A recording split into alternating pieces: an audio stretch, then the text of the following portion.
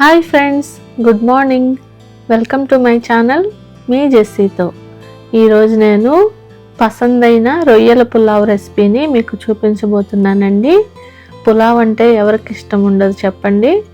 అయితే ఈ రెసిపీ చూడబోయే ముందుగా మన ఛానల్ని ఇంకా ఎవరైనా సబ్స్క్రైబ్ చేసుకోకపోతే ప్లీజ్ సబ్స్క్రైబ్ చేసుకొని పక్కనున్న బెల్ ఐకాన్ని క్లిక్ చేస్తే నేను వీడియో పెట్టగానే నోటిఫికేషన్స్ వస్తాయి. ఇప్పుడైతే రెసిపీలోకి వెళ్ళిపోదాం ఫ్రెండ్స్. ఈరోజు నేను రొయ్యలు ఎలా క్లీన్ చేసుకోవాలో కూడా మీకు చూపించబోతున్నానండి. చూస్తున్నారు కదా, మేము ఇలా రొయ్యల్ని తీసుకున్నాము. ఇవి ఒక 1/2 kg రొయ్యలు అనమాట. ఈ రొయ్యలు ఇలా హెడ్ లేకుండా అంటే తల లేకుండానే మాకు వేరుగా అమ్ముతారు. ఈ రొయ్యల్ని ఇలా ఒలుచుకుంటున్నాను. రొయ్యల క్లీనింగ్ అయితే చాలా ఈజీ అండి. ఇలా గుడ్డు పెంకు ఎలా అయితే ఒలుచుకుంటామో అలా దీని చుట్టూ ఒక పొర ఉంటుంది, దాన్ని ఒలుచుకోవడమే చాలా ఈజీగా వచ్చేస్తుంది. అయితే ఈ రొయ్య లోపల పైన కింద ఒక బ్లాక్ గీత లాంటిది దానిలో ఉన్న పేగు అన్నమాట. దాన్ని తీసేసుకోవాలండి జాగ్రత్తగా. అది ఉంటే ఏంటంటే టేస్ట్ కొంచెం పాడవుతుంది, దానిలో కొంచెం ఇసుక ఉంటుంది. అలాగే అది ఆరోగ్యానికి అంత మంచిది కాదు. పేగు అంటే మనకి అందులో వేస్ట్ ఉంటుంది కదండి. సో అది తీసేసుకొని మనం క్లీన్ చేసుకోవాలి. ఈరోజు ఆ పేగుని ఎలా తీసేసుకోవాలో అది కూడా ఈ వీడియోలో చూపించాను. వీడియో ఎక్కడా స్కిప్ చేయకుండా లాస్ట్ దాకా చూసేయండి ఫ్రెండ్స్. చూస్తున్నారు కదా, ఇలా రొయ్యలన్నిటినీ ఒలుచుకున్నాను. ఇవి ఒక 1/2 kg రొయ్యలు అనమాట, కొంచెం పెద్ద సైజులో ఉన్న రొయ్యలు. ఇప్పుడు వీటి మధ్యలో ఘాటు పెట్టుకోవాలి. నైఫ్ తీసుకొని ఒక రొయ్యని తీసుకొని నేను ఇలా ఘాటు పెడుతున్నాను. దీని కింద పైన బ్లాక్ కలర్ గీత లాంటిది ఉంటుంది, రెండు వైపులా ఉంటుంది అనమాట. ఫస్ట్ నేను కింద భాగం వైపు ఇలా కట్ చేసుకుంటున్నాను. ఒక నిలువుగా గీతలాగా మనం చాకుతో కట్ చేసుకొని ఆ బ్లాక్ కలర్ పేగు అనేది ఇలా తీసేసేయాలి. ఈ పేగు అనేది రెండు వైపులా ఉంటుందండి, చాలా మందికి తెలీదు. ఇలా పై భాగంలో కూడా ఇలా నిలువుగా కట్ చేసుకుంటున్నాను. చూడండి, దీనిలో కూడా పై భాగంలో ఒక నల్లటి పేగు అనేది ఉంటుంది. అది కూడా మనం చాకుతో నీట్గా ఇలా పైకి లేపితే వచ్చేస్తుంది. జాగ్రత్తగా దీన్ని తీసేసుకోవాలి. చాలా ఈజీ అండి, ఇదేం పెద్ద బ్రహ్మ విద్య కాదు. ఈజీగా ఇలా చాక్తో కట్ చేసేసుకొని తీసేసుకోవచ్చు. చూస్తున్నారు కదా, ఈ రొయ్యలు ఎంత శుభ్రంగా ఇలా వచ్చేసినాయో. రొయ్యల క్లీనింగ్లో ప్రైమరీ స్టెప్ అయితే అయిపోయిందండి. ఇప్పుడు వీటిని ఉప్పు వేసి అలాగే నిమ్మరసం వేసి బాగా శుభ్రంగా కడుక్కోవాలి. చూస్తున్నారు కదా, నేను ఉప్పు వేసి ఒక పాత్రలో వీటిని బాగా ఇలా కలుపుతూ రుద్దుతున్నాను. ఇలా చేయడం వల్ల రొయ్యల్లో ఉన్న నీచు వాసన, జిగురు అవన్నీ పోయి రొయ్యలు శుభ్రంగా చక్కగా క్లీన్ అవుతాయి. ఇలా ఉప్పు వేసి నేను 2 సార్లు వాటిని క్లీన్ చేసుకున్నానండి.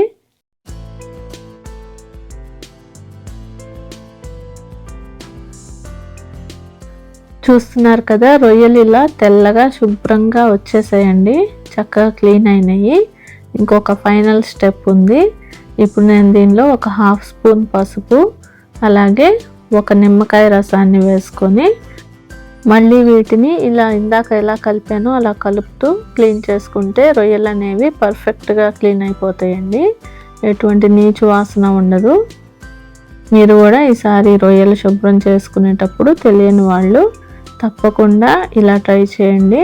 చాలా శుభ్రంగా నీట్గా వచ్చేస్తాయండి రొయ్యలు అయితే చక్కగా శుభ్రం చేసేసుకున్నానండి.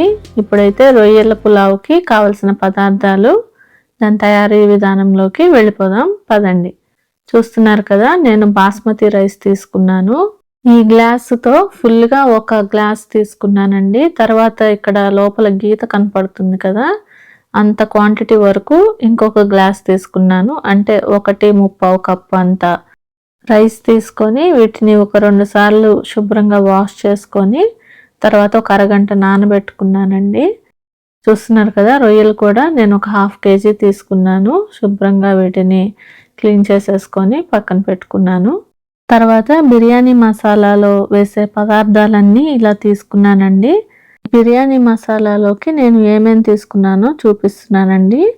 ముందుగా లవంగాలు తీసుకున్నాను, తర్వాత యాలకులు ఒక 7-8 తీసుకున్నాను, దాల్చిన చెక్క ఒక 2-3 అంగుళాల ముక్కని ఇలా ముక్కలు చేసి తీసుకున్నాను, ఒక 2 బిర్యానీ ఆకులు తీసుకున్నాను, తర్వాత అనాస పువ్వు ఒక 2 తీసుకున్నాను, తర్వాత ఇది బిర్యానీ పువ్వు అంటారు కదండి, అది తీసుకున్నాను, తర్వాత ఒక స్పూన్ షాజీరా తీసుకున్నాను, తర్వాత ఒక చిన్న ముక్క జాజికాయని తీసుకున్నాను, తర్వాత ఒక మరాఠీ ముగ్గ, కొన్ని మిరియాలు, అలాగే జాపత్రి, ఇలా వీటన్నిటిని తీసుకొని కచ్చా పచ్చాగా మిక్సీ పట్టుకుంటాను.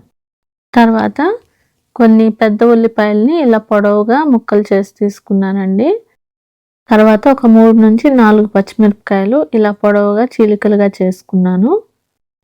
అలాగే కొన్ని పుదీనా ఆకులు, అలాగే కొత్తిమీర కూడా శుభ్రంగా కడిగేసుకొని ఇలా చిన్న చిన్న ముక్కలుగా చేసి తీసుకున్నానండి.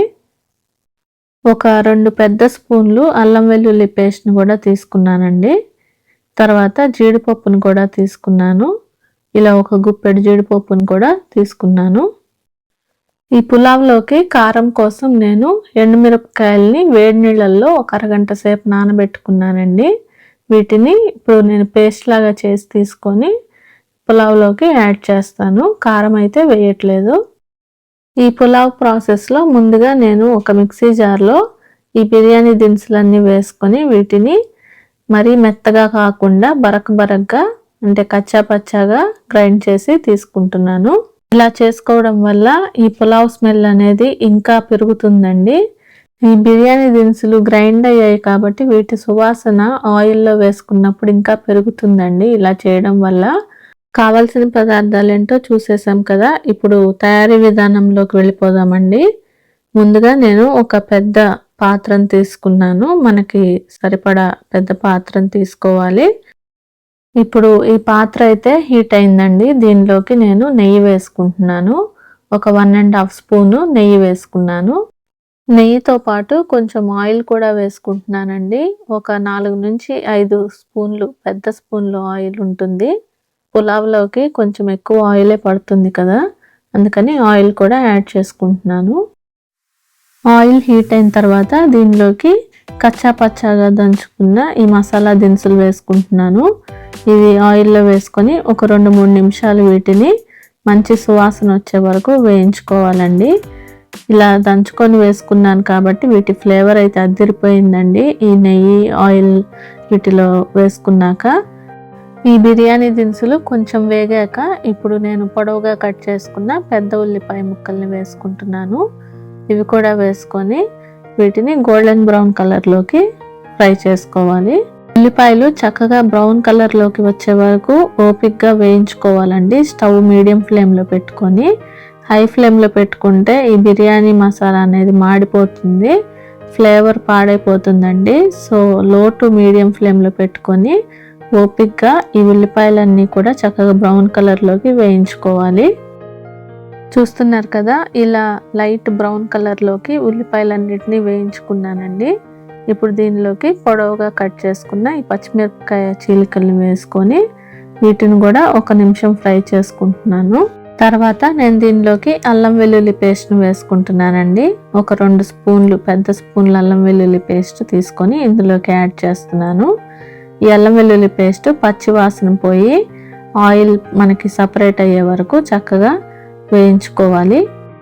అప్పుడే పులావ్ వాసనలు అయితే గుమగుమలాడిపోతున్నాయండి మా ఇంట్లో. అల్లం వెల్లుల్లి పేస్ట్ను ఇలా చక్కగా వేయించుకున్న తర్వాత చూడండి ఆయిల్ సపరేట్ అవుతుంది. ఇప్పుడు నేను దీనిలోకి జీడిపప్పును వేసుకుంటున్నాను. జీడిపప్పు వేసుకుంటే ఈ పులావ్ రుచి చాలా బాగుంటుందండి, మధ్య మధ్యలో జీడిపప్పులు తగులుతూ. అందుకని నేను ఒక గుప్పెడు జీడిపప్పుల్ని ఇలా వేసుకున్నాను.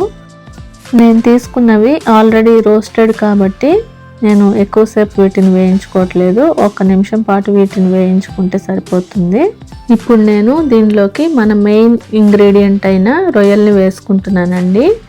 ఇలా శుభ్రం చేసుకున్న రొయ్యల్ని ఈ మసాలా మిశ్రమంలోకి వేసుకొని ఈ మసాలా ఫ్లేవర్స్, ఆయిల్, అల్లం వెల్లుల్లి పేస్ట్ ఇవన్నీ చక్కగా ఈ రొయ్యలకి పట్టే విధంగా ఇలా కలుపుతూ ఈ మసాలాలో ఒక 2 నిమిషాలు ఇలా ఫ్రై చేసుకొని రొయ్యల్ని చక్కగా ఇలా కలుపుతూ ఒక 2-3 నిమిషాల పాటు వేయించుకున్నానండి. వేయించుకున్న తర్వాత నేను దీంట్లోకి సాల్ట్ వేసుకుంటున్నాను.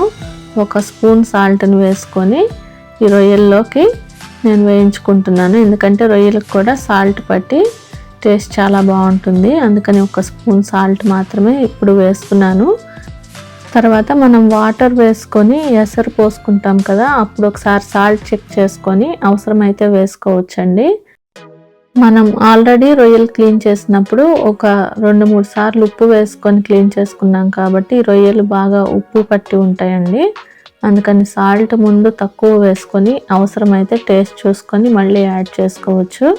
అది ఎక్కువైతే మనం సాల్ట్ అయితే తీయలేము, తక్కువైతే కలుపుకోవచ్చు. కానీ ఉప్పు వేసుకొని కలుపుకున్న తర్వాత ఒక పెద్ద టొమాటోని ముక్కలుగా కోసుకొని ఈ ముక్కల్ని ఇప్పుడు దీనిలోకి వేస్తున్నానండి.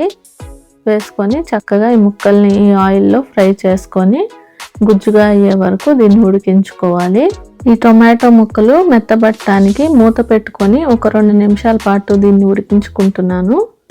టొమాటో ముక్కలు లైట్గా మెత్తబడ్డాయండి. ఇలా లైట్గా మెత్తబడిన తర్వాత వీటిని మరొకసారి ఇలా గరిటతో కలుపుకుంటున్నాను. తర్వాత నేను దీనిలోకి ఒక 1/2 స్పూను పసుపు వేసుకుంటున్నాను.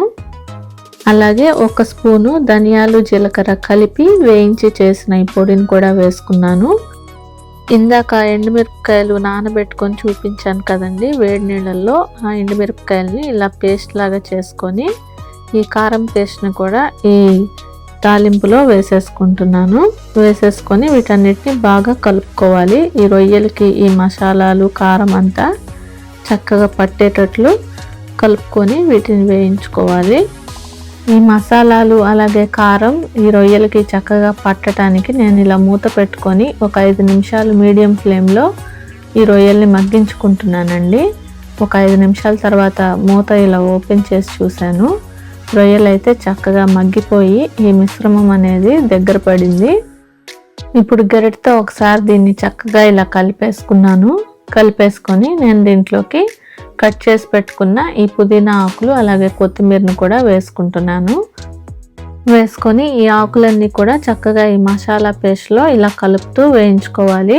అప్పుడే దీని ఫ్లేవర్ అనేది చాలా బాగుంటుంది. ఈ ఆకుల్లో ఉన్న ఫ్లేవర్ కూడా ఈ మసాలాలోకి మిక్స్ అయ్యి మంచి ఫ్లేవర్ అనేది వస్తుందండి ఈ పులావ్కి. తర్వాత నేను దీంట్లోకి ఒక 2 స్పూన్లు ఫ్రెష్ పెరుగును వేసుకుంటున్నాను. ఈ పెరుగును వేసుకోవడం వల్ల ఈ మసాలాలు ఈ ఫ్లేవర్స్ ఇవన్నీ బ్యాలెన్స్ అయ్యి చక్కగా క్రీమీగా చాలా టేస్ట్ వస్తుందండి పులావ్కి. ఎప్పుడైనా పెరుగు వేసుకోవాలి. ఒక 2 స్పూన్లు పెరుగు వేసుకొని ఇలా దీన్ని కలిసేటట్లు ఇలా కలుపుకుంటున్నాను. పెరుగు వేసుకొని చక్కగా దీన్ని మిక్స్ చేసుకున్న తర్వాత ఒక 2 నిమిషాలు ఇలా మూత పెట్టుకొని ఉడికించుకోవాలి. ఒక 2 నిమిషాల తర్వాత మూత ఓపెన్ చేశానండి. చూస్తున్నారు కదా, పెరుగు కూడా చక్కగా ఉడికిపోయింది, ఆయిల్ సపరేట్ అవుతుంది. ఇలా మూత పెట్టుకోవడం వల్ల ఈ పెరుగు కూడా చక్కగా ఈ మసాలాలో కలిసిపోయి మొత్తం చక్కగా ఈక్వల్గా యూనిఫామ్గా ఉడుకుతుంది. ఇప్పుడు నేను టేస్ట్ చూస్తున్నాను. 1 స్పూన్ తీసుకొని ఉప్పు సరిపోయిందో లేదో. ఉప్పు అయితే బాగానే సరిపోయిందండి. మసాలా పేస్ట్ వరకు అయితే బాగానే సరిపోయింది. తర్వాత వాటర్ వేసుకొని మళ్ళీ ఒకసారి చెక్ చేసుకుంటాను. ఇప్పుడు ఇదంతా దగ్గర పడిందండి. ఇప్పుడు నేను దీంట్లోకి ఎసరు వేసుకుంటున్నాను. నేనైతే బాస్మతి బియ్యాన్ని 1.3 గ్లాస్ తీసుకున్నానండి. ఇప్పుడు నేను ఈ 1.3 గ్లాసు క్వాంటిటీకి కొలతగా 3 గ్లాసులు వాటర్ వేసుకున్నానండి. ఆల్మోస్ట్ బియ్యం 2 కప్పులు వరకు తీసుకున్నాను. 1.3 అంటే 2 కప్పుల వరకు ఆల్మోస్ట్ దగ్గరగా తీసుకున్నాను కాబట్టి 1 గ్లాస్కి 1.5 గ్లాసుల చొప్పున 3 గ్లాసుల వాటర్ని ఇందులో ఎసరుగా వేసుకున్నానండి. ఈ ఎసరు వేసుకొని ఒకసారి దీన్ని బాగా కలుపుకోవాలి. ఈ వాటర్లో ఉప్పు సరిపోయిందో లేదో అని కొంచెం ఇలా వాటర్ని స్పూన్తో తీసుకొని టేస్ట్ చేశానండి. ఉప్పు కొంచెం పడుతుంది అనిపించింది. అందుకని నేను ఒక 1.5 స్పూన్ వరకు సాల్ట్ ఇందులో వేసుకొని ఒకసారి కలిసే విధంగా ఇలా కలుపుకుంటున్నాను. ఇప్పుడు దీని మీద మూత పెట్టుకొని ఈ ఎసరు మరిగే వరకు, అంటే బాయిలింగ్ వచ్చే వరకు మనం ఉడికించుకోవాలి. బాయిలింగ్ వచ్చిన తర్వాత దీనిలోకి బియ్యాన్ని యాడ్ చేస్తాను. ఒక 10 నిమిషాలు అయిందండి మూత పెట్టుకొని. ఇలా చక్కగా ఎసరు అనేది మరిగిపోతుంది. ఇప్పుడు నేను దీంట్లోకి నానబెట్టుకున్న బాస్మతి బియ్యాన్ని వేసుకుంటున్నాను.